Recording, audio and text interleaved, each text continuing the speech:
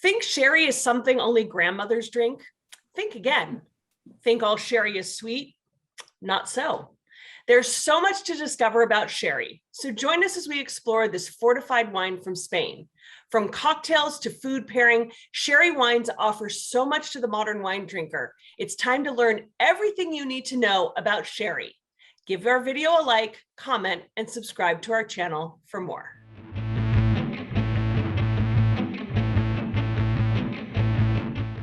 Poor sherry. The often misunderstood wine has gotten itself a pretty unfavorable reputation over the years.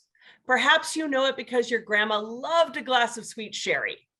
Sherry is often thought of as a sweet drink only to be enjoyed after dinner, but we're here to change your mind. We are here to share what a wonderfully diverse wine sherry is. Refined and complex, there's not a single descriptor for sherry. And why is that? Because sherry comes in many styles, from light and dry to rich and sweet. Sherry is a fortified wine produced in the town of Jerez in Andalusia, located in the southwest area of Spain. Sherry is a protected designation of origin, and in Spanish law, all wine labeled sherry must come from the Sherry Triangle, an area between Jerez de la Frontera, Sanlúcar de Barrameda, and El Puerto de Santa Maria. Sherry is made from the Palomino, Muscatel, and Pedro Ximenez grapes. All of these grapes are white wine grapes. Today, 98% of the grapes grown in Jerez are Palomino, which is used for dry sherry. Only 1% is Muscatel, and 0.5 is Pedro Ximenez, PX, which are used only for sweet sherry. This means that the majority of all sherries produced are dry, not sweet. That's right. Sherry is basically aged white wine, and there are 8 styles: Fino, Manzanilla, Amontillado, Palo Cortado, Oloroso, Pedro Ximenez, Muscatel, and medium pale cream or cream sherry. Let's start with Fino Sherry. Fino is a dry, pale-aged sherry wine produced within the DO Jerez. It is made from the Palomino grape and biologically aged under a layer of flor. This cap of yeast prevents contact with the air while at the same time transforming the wine as it ages. Maturation of at least 2 years in wooden barrels is prescribed by law, but the majority of Finos are aged between 4 and 7 years. Fino Sherry is a perfect aperitif and also can be paired to a wide variety of foods. It's best served chilled and goes well with olives, almonds, fried fish, seafood, jamón serrano, as well as with light cheese. So I have in my glass Tío Pepe Fino Muy Seco Palomino Fino. And it's made with Palomino grapes, obviously. Only free run and first gentle press is used in Tío Pepe wines. It ferments to 11 to 12% ABV and is fortified to 15% alcohol. It's placed in a solera, a type of vintage blending system, to maintain consistency, where wine barrels are stacked and the wine is blended down to the next barrel each year. The name comes from the suelo, floor, it's the word meaning floor, where the final barrel in the process is located. So this wine, pale gold, look at that, just a beautiful gold color, toasted almonds on the nose, fruity, just kind of marzipan, super fruity and sweet, lemon salinity. I love this wine. Why am I not drinking more of it, you guys? It's dry, it's bright acidity, fruity, like I said, fruity and rich, super refreshing, especially chilled. And it's a benchmark mass produced sherry. You can find this everywhere. So Fino kind of grows on you. So I think you should give it a try. Well, I too jumped on the Fino bandwagon, but I kind of did a little bit of a twist. Okay. My wine is Tío Pepe, same producer, Fino on Rama, Gonzalez Baez, and it's a 2017, and it retails for $40 in my Canadian market. So the descriptor on Rama is that twist that makes it a little different than you just described in your Fino. The term on Rama means that the sherry is in its almost raw and most delicate state. In essence, it's straight from the cask. It is unfined and unfiltered. These special sherries are only bottled once a year in the springtime when that floor is at its most thick. Whew. Serve on Rama sherry, slightly chilled, not super cold, slightly chilled in a generous wine glass.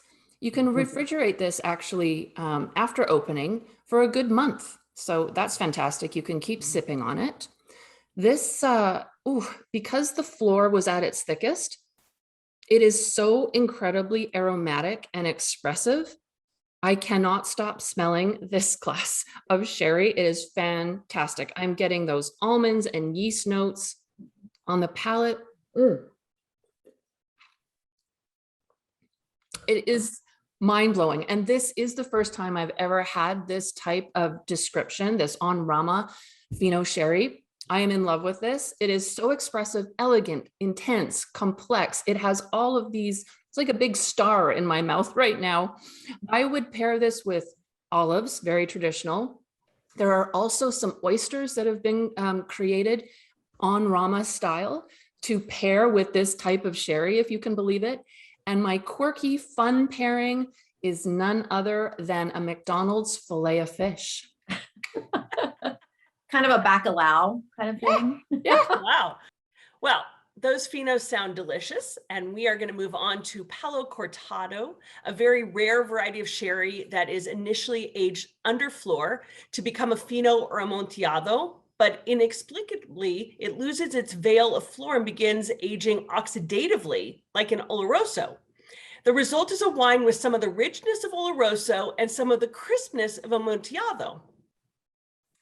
So I have a Palo Cortado. Look at this color, guys. It's beautiful. And like you, Christine, the aromas are just jumping out right now.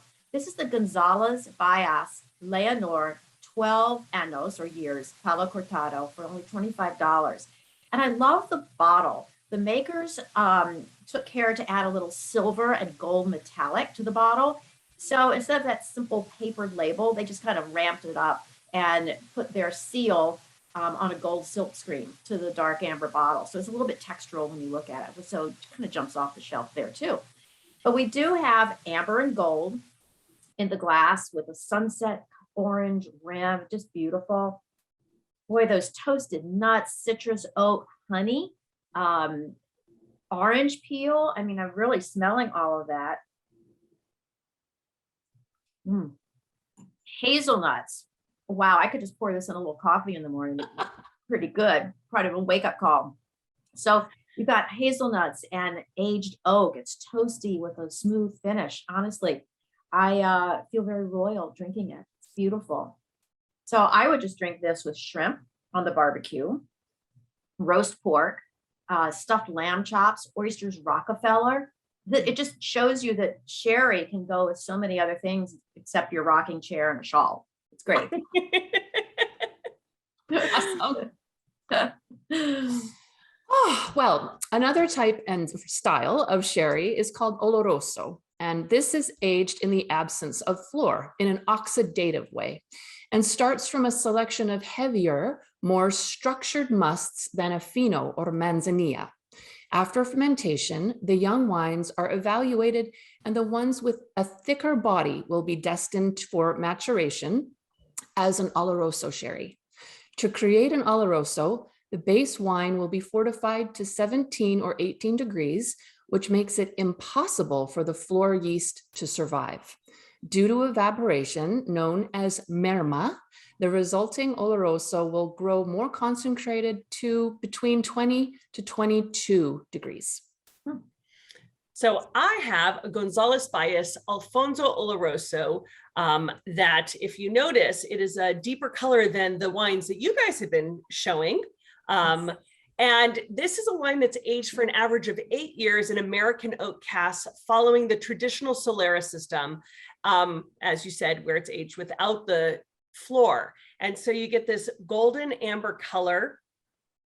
The nose, it's the nutty spice aromas that flow out of the glass. So it's like picking up on some of the aromas you had in your Palo Cortado, Cindy, and also a little bit in the Fino, but getting more intense. Right. The wine has notes of cinnamon, dried figs. There's a touch of vanilla. There's also a lot of acidity and a brightness that kind of floats over those kind of deeper flavors. So this is a wine that's typical to enjoy with red meats and stews, or pull out an aged cheese and, you know, sip it on down. That sounds fabulous. Next, we're going to talk a little bit about cream sherry. It's a general name for different kinds of sweetened sherries, usually produced by blending a dry sherry like Oloroso with a naturally sweet Pedro Ximenez or Muscatel wines. So, Allison, what do you have? I know you have one. Yeah, I have the Harvey's Bristol Cream, a very famous known brand that's been around. Again, we're getting into a darker color there. It's a blend of 80% Palomino and 20% Pedro Ximenez, sometimes called PX.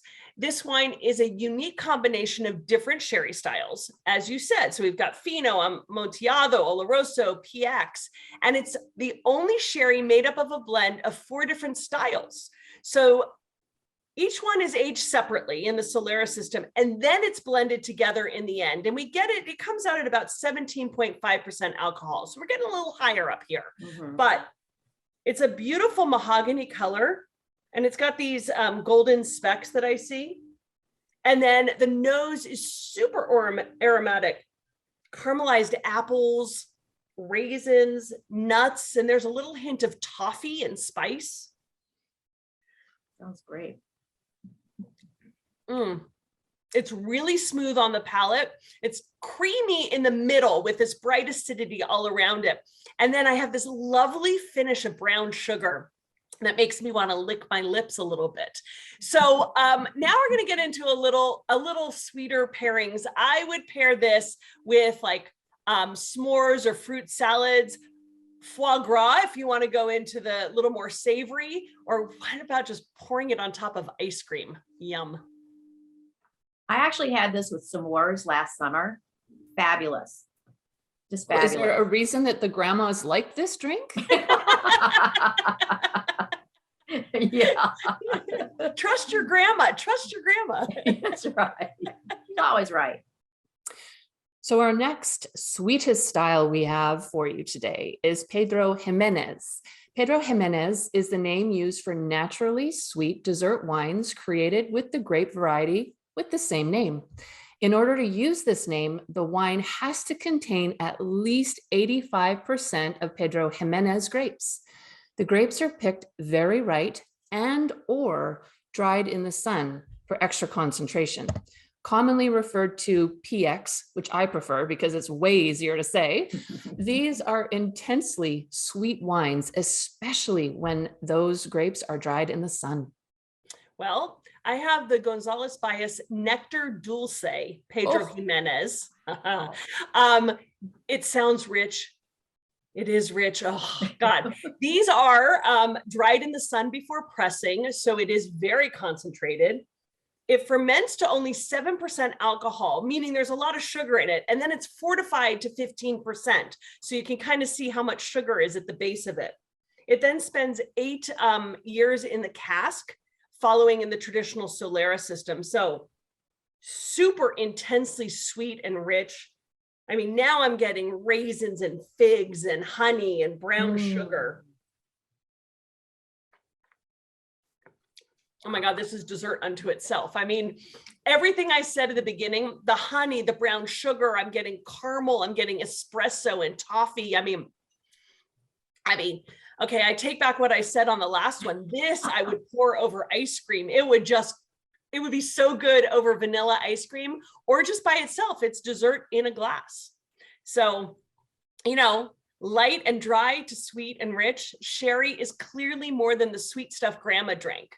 So give sherry a try, give our video a like, and subscribe to our channel for more. Cheers.